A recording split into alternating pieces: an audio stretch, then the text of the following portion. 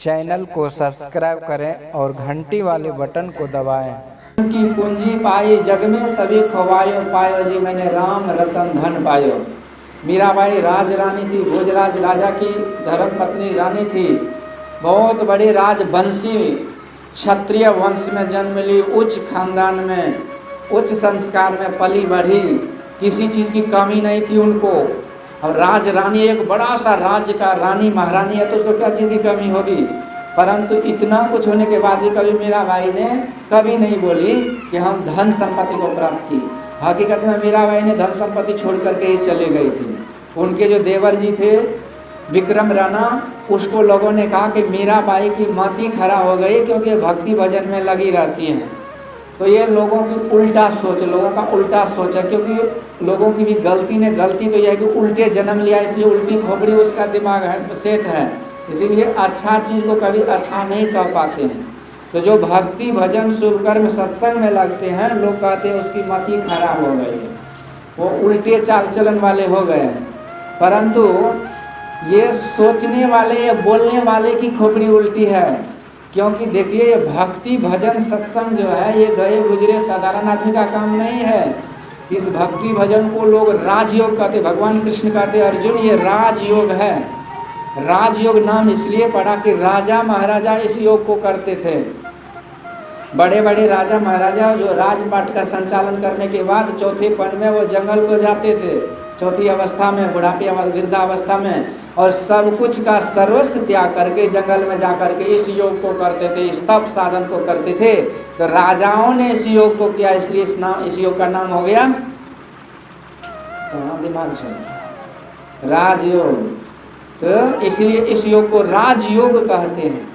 ये मीराबाई भी योग करती थी, तो उसके देवर जी ने मीराबाई को घर से बाहर कर दिया। बोले कि देखो हम बड़े कुल खानदान के लोग पढ़े लिखे हैं, धनवान हैं, और धनवान लोग पढ़े लिखे लोग ऊंचे कुल खानदान के लोग नाच नटने थिएटर में जाते हैं, भजन कीर्तन थोड़ी सुनते हैं। जहाँ बड़का बड़का ऑर्केस्ट्रा हो, ड्रामा हो, वहाँ आगे में कुर्सी लगा करके बैठते हैं। ये बड़े खानदान वाले, बड़े पढ़े लिखे का संस्कार है। और जो गए गुजरे होते हैं, झुग्गी झोपड़ी में झोला छाप, सड़क छाप, साइकिल छाप होते हैं, तो वो सब जो है सत्संग भजन करते हैं, जिसको कोई काम धंधा नहीं है, पढ़ा लिखा नहीं है, गया गुजरा अंगूठा छाप। ये विक्रम राणा ने किसको कहा? मीराबाई को। पर मीराबाई इस भक्ति भजन के मर्म को जानती थी। वो जानती थी कि दुनिया में यदि बड़ा होना है तो सबसे बड़े का संग करो, और सबसे बड़े दुनिया में कोई नहीं है, सब कंगाल है, सब एक दूसरे के सामने कबाड़ी है, एक दूसरे के सामने भिखारी है। मुकेश अंबानी के पास एशिया महादेश का सबसे रिचेस्ट आदमी है, अमीर आदमी है। The Mukesh Ambani is the richest man in the Asia country. परंतु वो मुकेश अंबानी भी जब दूसरे के सामने जाता है ना, क्योंकि वो तो एशिया का महादेश का अमीर आदमी है, और उसके आगे भी बिल गेट्स है, कौन कौन प्रेम जी है, कौन कौन है, उसके सामने जाता है, ये अपने आप को भिखारी समझता है। तो सबसे बड़ा सुंदर कोई नहीं है, सबसे बड़ा खराब कोई नहीं, सबसे बड़ा अमीर कोई नहीं, एक दूसरे के सामने सब कबाड़ी है, सब गए गुजरे हैं। तो सबसे बड़े दुनिया में कोई है? कोई बड़े नहीं है, एक दूसरे के सामने सब छोटे हो जाते। तो मीराबाई जानती थी कि सबसे बड़े जो है उनका संग करने से ही कोई बड़ा हो सकता है। तो सबसे बड़े हैं संत, दूसरा नाम है तीजे 10 अवतार तिन्हें प्रणाम है, ब्रह्मा विष्णु महेश सकल संसार है, अरे हाँ पलटू सबसे ऊपर संत मुकुट सरदार है, श्री सद्गुरु। ऐसे संतों के संग मीराबाई करती थी। आज कितने बड़े बड़े कुल खानदान के जन्म ली राजकुमारी, रानी, महारानी, पटरानी, अब मिट्टी में मिल करके कीड़े मकोड़े बन गए। कोई जानता है उसको? उसका नाम जानते हैं? कितना कुल खानदान सड़ गया, पच गया, मर गया, कोई नहीं जानता, मिट्टी में मिल गया। गंदे नाले के कीड़े बन के रेंगते होंगे 84 में। परंतु मीराबाई ऐसे they fellows are living as a dead body, dead living, they are as good as dead. मतलब जिसका जस कीर्ति संसार में है, जिसकी ख्याति है, जिसका जय जयकार होता है, जो शुभ कर्म करते हैं, तो वो आदमी मर करके भी जीवित है। और जो संसार में रह के अधर्मी कुकर्मी है, जिसके कारण लोग को दुख होता है, जो संसार के लिए भार है, परिवार के लिए भार है, तो ऐसे लोग जीते जीवी मरे हुए होते हैं। तो मीराबाई मरी है क्या? वो मरती नहीं है संत महापुरुष। तो क्यों? इसलिए बड़ी हो गई क्योंकि बड़ी काम करी। तो खोपड़ी को उल्टा, ये उल्टा जन्म लिया, उल्टा खोपड़ी हो गई है। इसको जब सीधा कीजिएगा तो सीधी बात समझ में आएगी कि सच्ची सबसे जो बड़ा काम है वो है भक्ति और भजन। मीराबाई करी, और मीराबाई को जब भक्ति भजन सत्संग करने में पीड़ा होने लगा, कष्ट होने लगा, यातना देने लगे, तो मीराबाई ने उस चीज़ को ही छोड़ दी, क्योंकि वहाँ भी गुरु का मार्गदर्शन मिला। पग पग पर गुरु की आवश्यकता होती है। अभी मैं यहाँ तो शायद पहली बार आया हूँ, कहीं आया था उधर, तो यहाँ लगभग 100 जगह हमको पूछना पड़ा, जिलेबिया मोड़ के तरह रोड घूमते रहा, जबकि ज़्यादा दूर हमको नहीं लगता है, लेकिन 100 जगह पूछे। क्यों पूछे? क्योंकि अनजान रास्ता। एक एक आदमी जो ठकारा होता है, यदि उल्टा सीधा बता देता तो गाड़ी घूमती रहती कि नहीं, फिर झोला झंडी भी साफ हो जाता कि नहीं। ये रास्ता बताने वाले का बड़ा उपकार होता है, और ऐसे कोई सच्चे संत होते हैं जो सही रास्ता बतलाते हैं। तो आज तुलसीदास जी महाराज एक सच्चे संत मिल गए मीराबाई को। उस कलिकाल में तुलसी बाबा भी थे। मीराबाई जब विपत्ति में घिर गई, संकट में, तो देखिए संकट में विपत्ति में हम लोग पड़ोसिया से सलाह लेते, चुगलखोर से सलाह लेते, ठग से सलाह लेते हैं। दुनिया में जगत में स्वार्थ का व्यवहार, बिन स्वार्थ कोई बात न पूछे। देखो खूब विचार, लोग सलाह तब देगा जबकि उसको प्रॉफिट होगा आपसे, तब। नहीं तो गिरने दो कुआं में, हमारा क्या जाता है, हम इसका ठिका लिए, इसको सही रास्ता बताएंगे क्या? हम जब बिगड़े हुए थे क्यों सुधरेगा? तो कोई दुनिया में अंध परंपरा में कोई सही रास्ता नहीं बतलाते। इसलिए जीवन में यदि सही रास्ता लेना हो तो संतों के संग में, संतों की भक्ति जुक्ति पर जब चलते हैं तब सही मार्ग हमको मिलता है। इसलिए जीवन रूपी यात्रा में कहते हैं ये भक्ति रूपी सारथी होना चाहिए। भगवान की ईश भजन सारथी सुजाना, विरति चर्म संतोष कृपाना। तो जो ईश्वर की भक्ति गुरु को संग में लेकर के चलते हैं, वो मझधार में नहीं डूबते, अंधकार में नहीं भटकते हैं, उसे प्रकाश मिलता है, उसको उस पार मिलता है। मीराबाई ऐसे संतों से सुझाव लेती है। आजकल लोग तांत्रिक से, ठग से, जंतरिया मंतरिया से बात ले लेते हैं। और जंतरिया मंतरिया जो कुछ बताता है ना, तो उसके पीछे भी रहस्य है। वो सोचता है कि ऐसा ऐसा बात बताएं जिसका दिमाग घुरा ले, उसको 2-4 हज़ार ठपले चुना लगा दें। इसीलिए वो आपके मन की बात को ही वो बोलता है। वो साइकोलॉजिस्ट होता है, आपके मनोविज्ञान को पढ़ता है। अब वो सोचता है कौन ऐसा बात बोले जिसके दिमाग में सेट हो जाए। इसको किस बात से इसकी भलाई होगी उसको कोई मतलब नहीं है, किस बात से ज़्यादा नोट पानी होगा उससे उसको मतलब होता है। इसलिए भविष्यवाणी में तांत्रिक का सुझाव, सजेशन लोग लेते हैं, और जिसके कारण भटकते हैं। कोई भी विपत्ति में पड़ गए, कोई संकट में घिर गए, तो पंडित जी के पास पहुंच जाते हैं। हमारा पोता बीमार है, पोती बीमार है, हमारे घर में खरमंगल है, तो पंडित जी को जब उसके दरवाजे पर पठवा देखता है तो जी से पानी टपकने लगता है। पंडित जी बोलता है छागर को, पठा को है ना, काली माई को चढ़ा दो, सब वाले वाले भाग जाएगा। बोला भला जजमान, इसको क्या पता कि उसके जी से पानी टपक रहा है कि प्रसाद के रूप में, इसलिए हम झपट लेंगे, इसीलिए इसको हम उसमें फंसा दिए कि अपना बीमारी को, विपत्ति को भगाने के लिए और विपत्ति को बुला लेते हैं। अब दुख 4 वेद 6 शास्त्र में बात मिली है दो, और सुख देवे सुख होता है, दुख देवे दुख होए। दूसरे को दुख दोगे, मुड़ी काटोगे तो कभी सुख मिलेगा, सपने में भी सुख नहीं मिलेगा। तो ये मार्ग को भटकाने वाले कौन होते हैं? तो जो बाहरी संसार के स्वार्थी लोग होते हैं वो होते हैं, परंतु संत महापुरुष स्वार्थी नहीं होते हैं। सुंदरदास जी महाराज कहते हैं कि संत महापुरुष संसार में देने के लिए आते हैं। साचो उपदेश देत, भली भली सिख देत, समता सुबुद्धि देत, कुबुद्धि हरत है। ज्ञान देत ध्यान देत, आत्म विचार देत, ब्रह्म को लखाई देत, ब्रह्म में चरत। मार्ग दिखाई देत, भावहु भगति देत, प्रेम को प्रतीति देत, अभरा भरत है। सुंदर प्रगट जग, संत का छू लेत नाही, संत जन निशिदिन देवो ही करत है। संत जन निशिदिन देवो ही करत है। ऐसे संत महापुरुष उपकारी होते हैं जो दिन रात देते रहते हैं। कौन चीज देते हैं? अरे लो, हमारे घर पर छत नहीं है, हमको नौकरी नहीं है, गाड़ी नहीं है, कुछ हो गुरु महाराज देते नहीं, आप कहते देते रहते हैं। अरे ये चीज देगा तो फिर तो चला जाएगा, क्या मांगो कछु फिर न राय, देख तो नहीं चलियो जग जाई। ये सब नकली चीज नहीं देते हैं, वो असली चीज देते हैं जो सदैव साथ रहता है। ज्ञान ध्यान भाव भक्ति मार्ग दिखाई देता, अभरा भरता है, ईश्वर तक जाने का मार्ग दिखा देते हैं। ऐसा उपकार ये संतों का होता है। ये चीज जो बाहरी चीज है बिना मांगे आता है, इसके लिए संत महापुरुष इस चीज को ज्यादा तवज्जो नहीं देते। तो आज सही मार्गदर्शक मिला मीराबाई जी को, इसलिए जीवन में कहते हैं गुरु को मार्गदर्शक बना लीजिए। देखिए कौरव के पक्ष में मार्गदर्शक कौन था? मंत्री। हस्तिनापुर में मंत्री कौन था? बोलो कुछ। कौन मंत्री था हस्तिनापुर का? सीरियली से फुर्सती न होता, महाभारत देखे तब न समझे। विदुर जी महाराज, विदुर जी मंत्री थे और उसी के मार्गदर्शन में कौरव चलता था। लाख गलती, लाख पापाचार हुआ, अन्याय हुआ, अत्याचार हुआ, फिर भी कौरव सुरक्षित रहे, क्योंकि मार्गदर्शन धर्मराज के अवतार विदुर जी से मिलता था।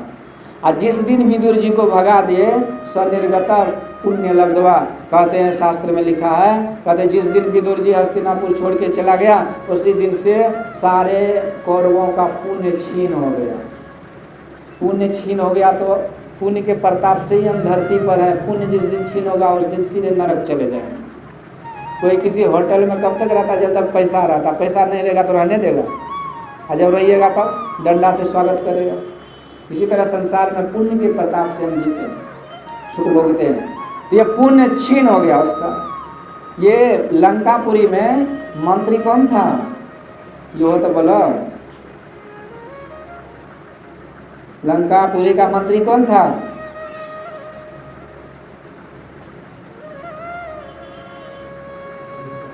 विभीषण जी महाराज थे।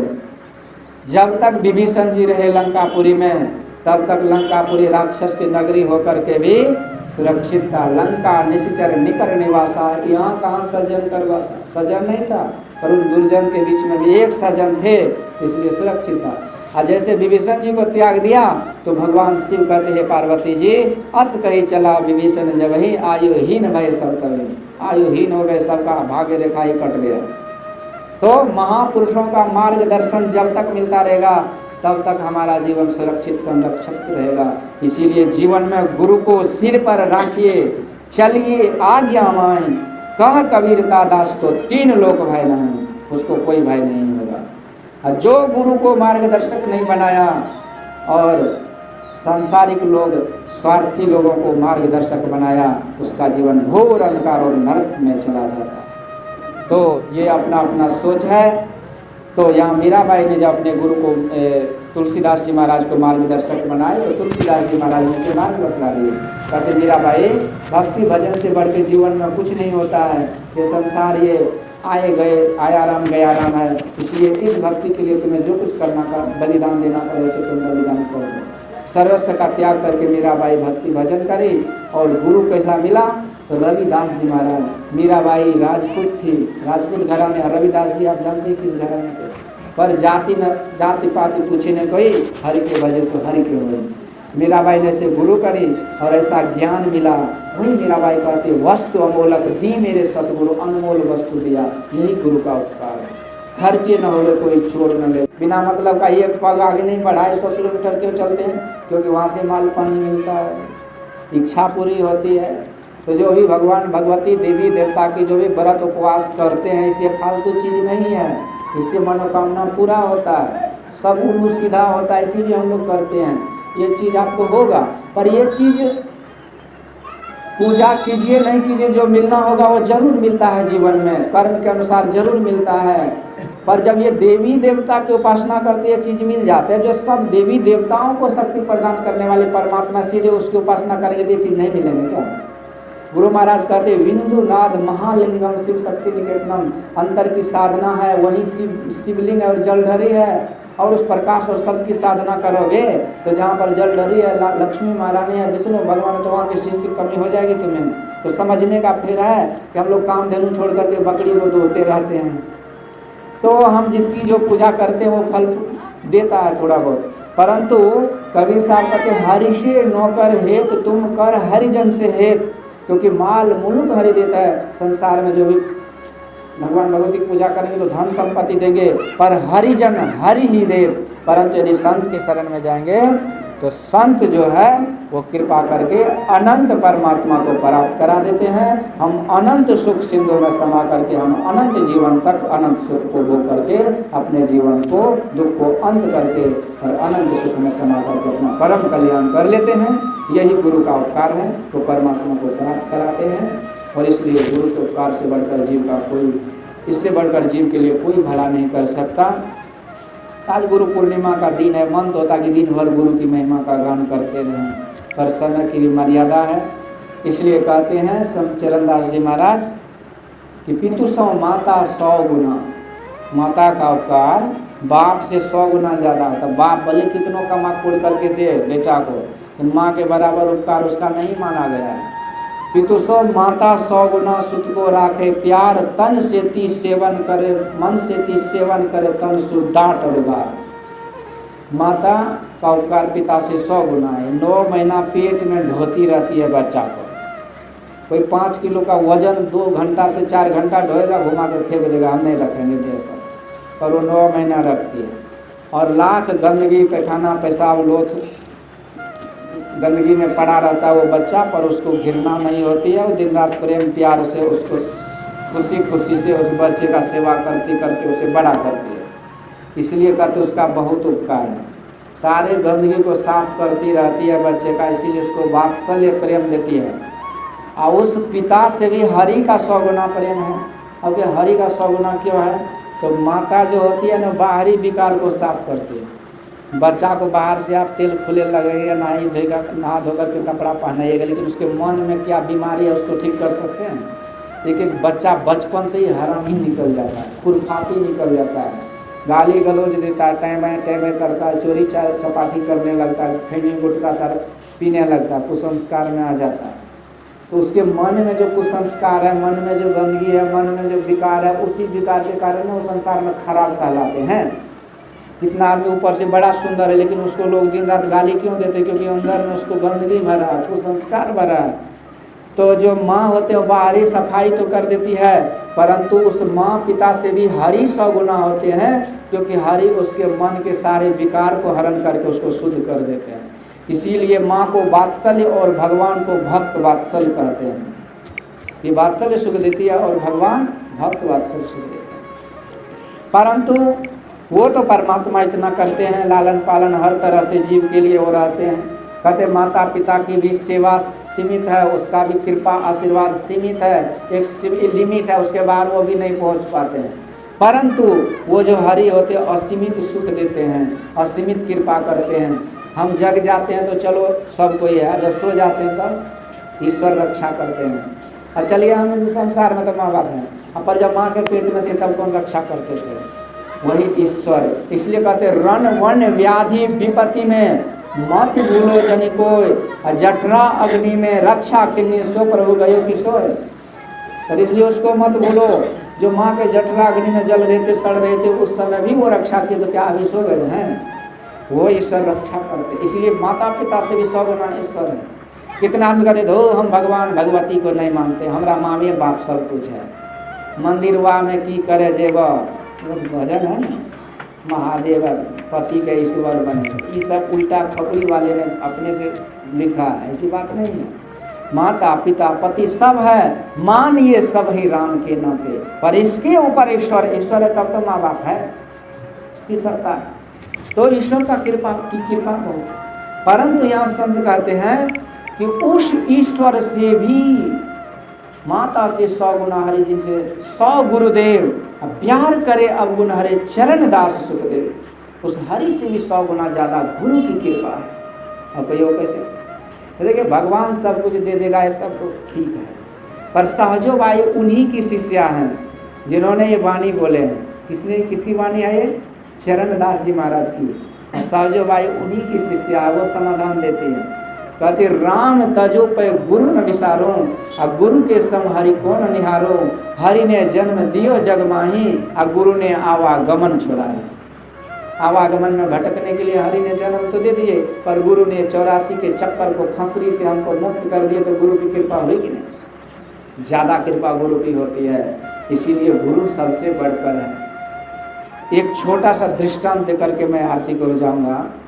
एक अपराधी था, उसको राजा ने फांसी की सजा सुनवाया, कोर्ट के द्वारा, जज के द्वारा उसको फांसी की सजा दिलवाया। अपराधी को ठीक परसों फांसी देने चढ़ने वाला था फांसी पर, फिर भी राजा ने उस अपराधी को ला करके घर लाया, राज दरबार लाया अंतःपुर। राजा को 3 रानियां थी, तो बड़ी जो रानी थी उनसे राजा ने कहा कि देखो ये अपराधी है, इसको परसों फांसी पर लटकाया जाएगा, तुम्हें इसके प्रति कुछ भावना है सेवा करने की? तो बड़ी रानी कहती है कि बेचारा परसों तो फांसी पे चढ़ेगा, मेरी इच्छा है कि उसको बढ़िया बढ़िया 56 प्रकार के भोजन व्यंजन सोने की कंचन की थाली में खिला दिया जाए, कम से कम मरते मरते भोजन का स्वाद तो ले लेगा। तो बड़ी रानी की इच्छा अनुसार उनको बढ़िया से परोसा दे करके खिलाया गया अपराधी को। दूसरे दिन मजली रानी से पूछा तुम्हारी भी कुछ इच्छा है? मजली रानी कहती बेचारा कल तो ये मरेगा ही, फांसी पे लटकेगा ही, मेरी इच्छा है कि कम से कम मरने से पहले बढ़िया से दुनिया देख ले, सैर कर ले दुनिया का। तो मेरी इच्छा है कि बढ़िया सा चमकीला सुंदर रथ पर बैठा करके इसको पूरे राज का भ्रमण करा दिया जाए, जो नदी नाला पहाड़ पर्वत तो जो भी जंगल पहाड़ है सब देख ले मरने से पहले, यही इच्छा है। तो मजली रानी के अनुरूप सुंदर रथ पे सवार करके बैठा करके उस अपराधी को पूरे राज का सैर कराया गया।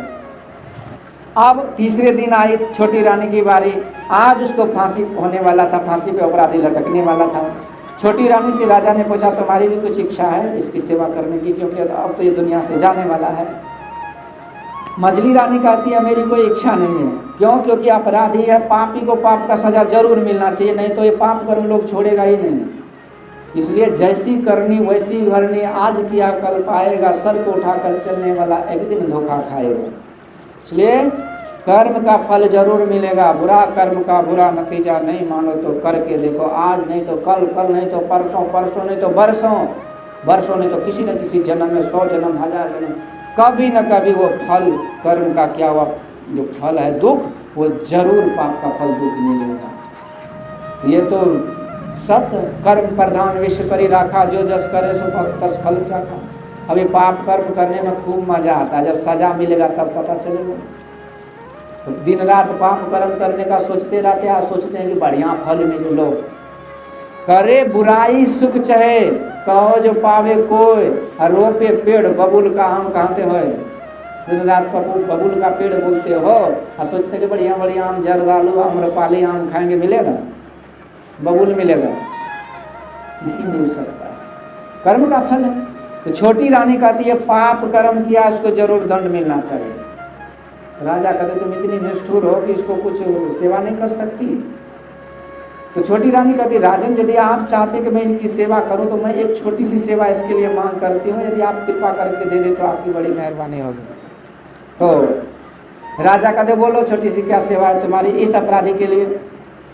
तो छोटी रानी कहती है राजन यदि आप इसके लिए मेरे तरफ से कुछ सेवा में करना चाहती तो वो यही है, मैं आपसे निवेदन करती हूँ कि एक छोटी सी सेवा इसके लिए आप कर दीजिए, और वह यह सेवा है कि इसको जो फांसी की सजा है उससे मुक्त कर दीजिए। श्री समझिए राजा कहती छोटी सी सेवा है।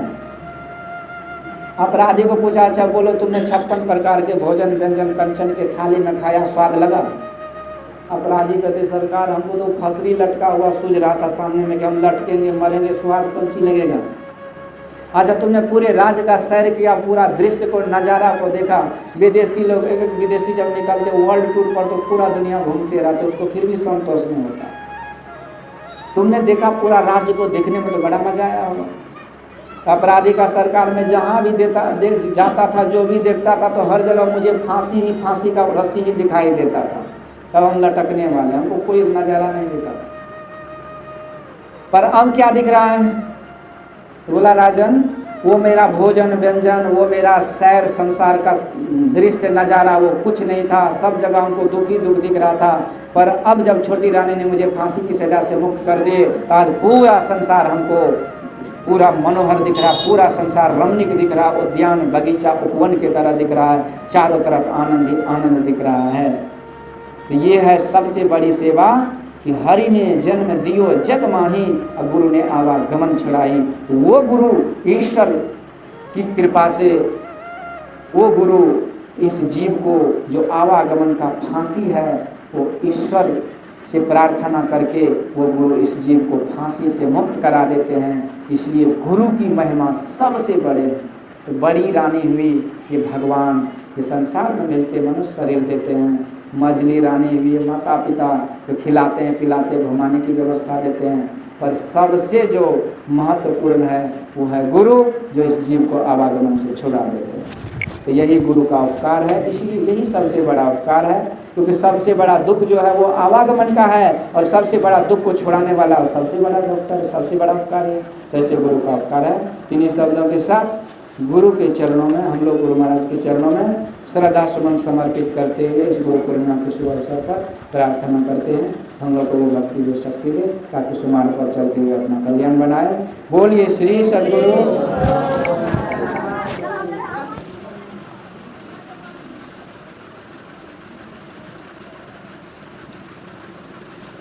आइए हम लोग एक भजन सुनाता हूँ, फिर आरती हो। सारे श्री सद्गुरु महाराज की जय। आप लोग ये सारा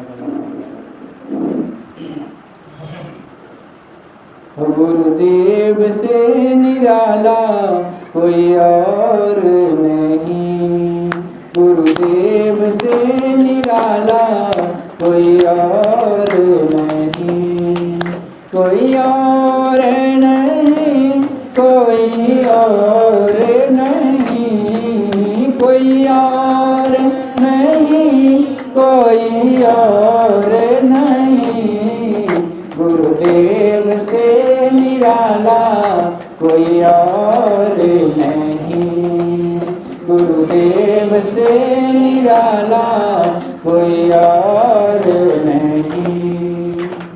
माया के वो बंधन तोड़े, प्रभु चरणों से प्रीति जोड़े, माया के वो बंधन तोड़े, प्रभु चरणों से प्रीति जोड़े।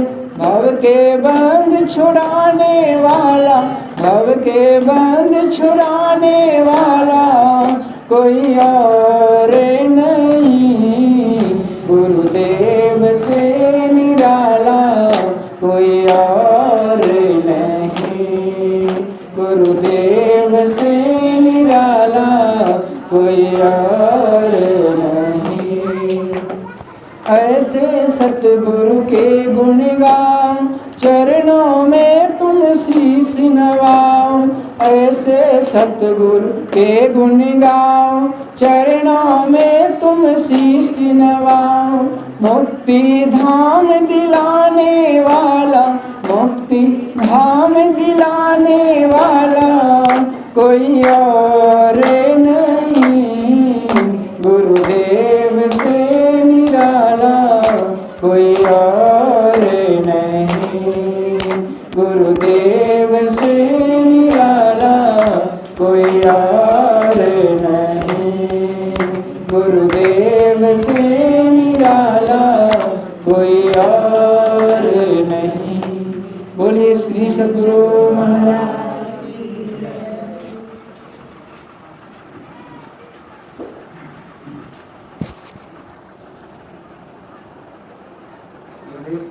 सायंकालीन व्यवहार से